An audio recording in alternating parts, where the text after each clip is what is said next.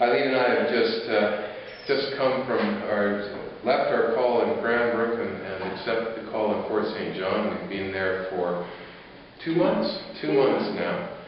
But there's a story that just really tells us God was in this all the way, and it's related to the sale and purchase of houses. In Cranbrook, the market was really down. So many people were having their houses on the market for months and months before they even got nibbles. So we put ours up at what we felt was a fair price. The very first person who came through was interested, as was the second person through, as was the third and the fourth. We had 4 offers in the first week.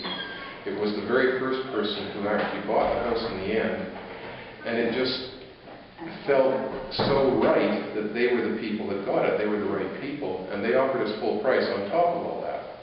Now on the other side, in Fort St. John, the average house price was $50,000 to $75,000 higher for the same sort of house.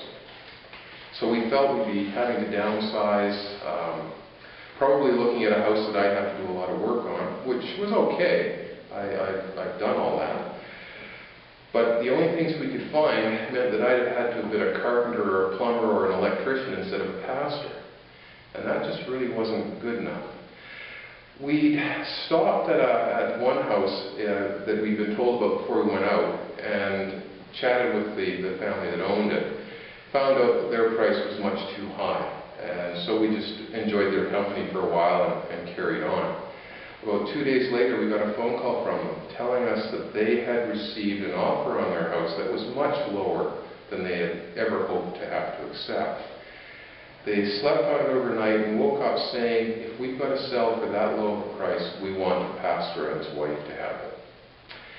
They phoned us, we looked at it.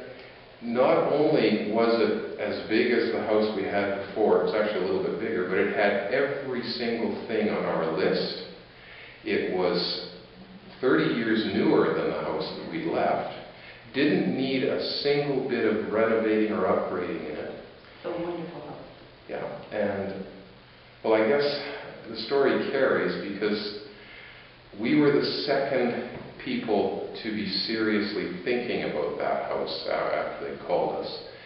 And this couple, they're a very traditional Mennonite couple, not into the idea of visions or hearing God speak out loud or anything like that. And the husband had actually had a vision a couple of months earlier that told him, don't worry about the sale of your house, it will be the second person.